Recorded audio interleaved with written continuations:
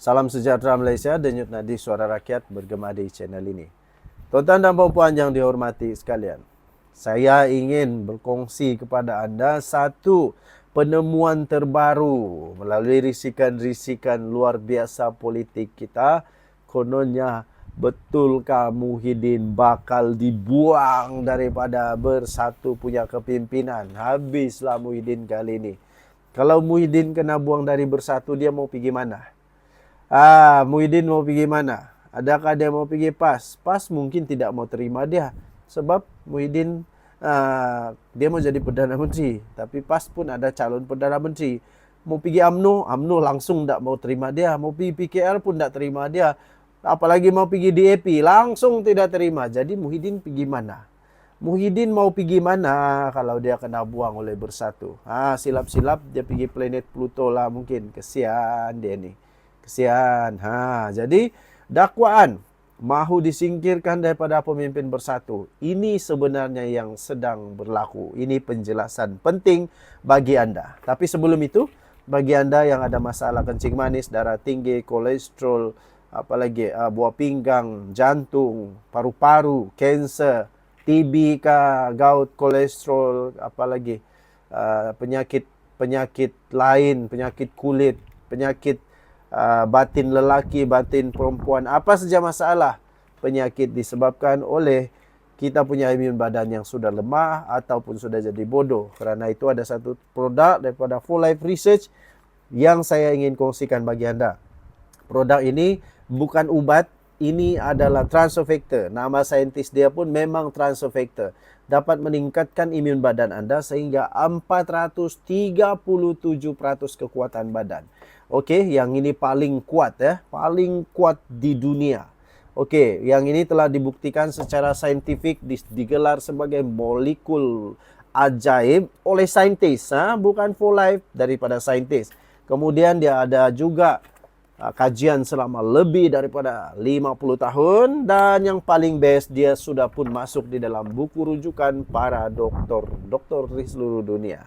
Dia diterima di hospital-hospital dan juga di klinik-klinik serata dunia. Okey, bagi anda yang memerlukan, WhatsApp saya, telefon saya.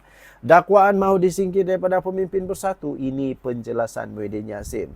Katanya, bukan saya yang tentukan kedudukan dalam parti. Demikian reaksi Presiden Bersatu Tan Sri Muhyiddin Yassin susulan kononnya ada dakwaan terdapat usaha untuk menepikan kepimpinannya dalam parti berkenaan. Sebelum ini tercetus desas-desus wujudnya percaturan untuk menstrukturkan semula kepimpinan Bersatu dengan menggantikan Muhyiddin Yassin. Saya setuju.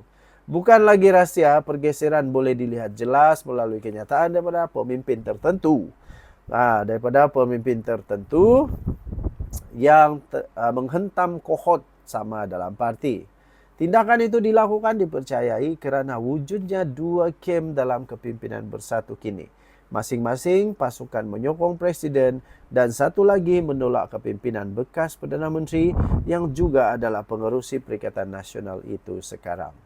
Muhyiddin Yassin yang ditemui selepas beliau merasmikan persidangan tahunan Bersatu bahagian Pagoh 2025 di sini hari ini berkata cakap-cakap berkaitan pertukaran kepimpinan hanyalah ramalan. Tapi ingat, selalunya politik di Malaysia bermula dengan berita kabar angin. Akhirnya dinafikan. Tapi kabar angin selalu menjadi kenyataan di Malaysia. Begitu juga katanya dengan desas-desus berhubung barisan kepimpinan dalam Perikatan Nasional yang bukan juga ditentukan oleh seorang. Sebaliknya barisan kepimpinan parti yang bekerjasama. Mereka yang buat keputusan, kalau mereka kata saya ambil lah, kata beliau. Setakat saya tahu dalam perjumpaan antara Bersatu dengan PAS untuk membincangkan soal Perikatan Nasional beberapa bulan lalu, kenyataan itu dikeluarkan Tan Sri Abdul Hadi Awang menyokong saya sebagai pengerusi Perikatan Nasional katanya. Tambahnya saya nak pegang pada yang satu itu. Itu setakat yang saya tahu kata dia. Berhubung kedudukan apapun, baik jawatan saya, di mana saya dalam parti, bukan saya tentukan, saya tak tentukan. Nak jadi calon Perdana Menteri, bukan saya tentukan katanya lagi. Malah Muhyiddin Yassin turut mendedahkan, beliau turut mendedahkan perkara-perkara yang berkaitan dengan perkara itu juga. Okey?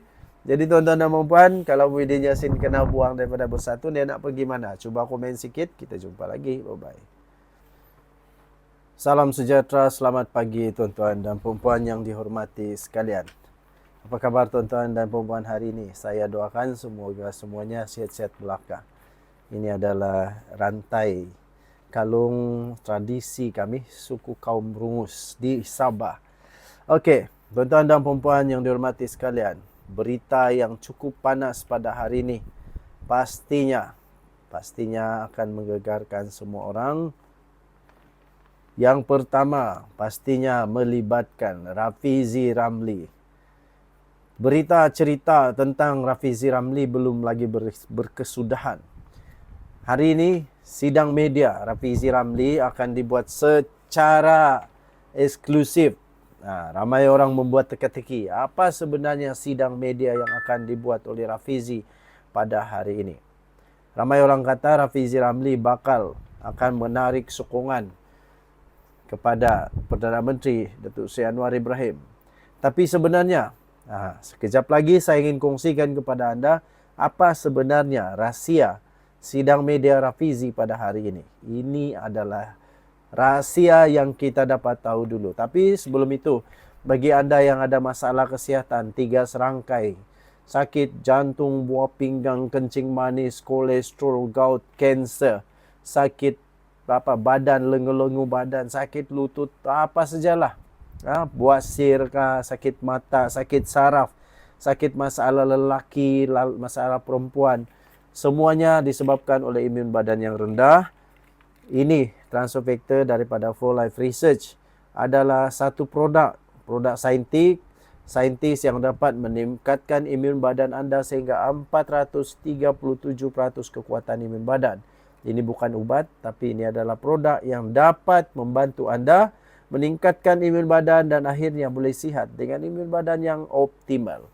Dengan bukti-bukti saintis yang cukup banyak telah dibuktikan, telah masuk juga di dalam buku rujukan para doktor dan juga telah disebut oleh saintis sebagai miracle ajaib. Okey.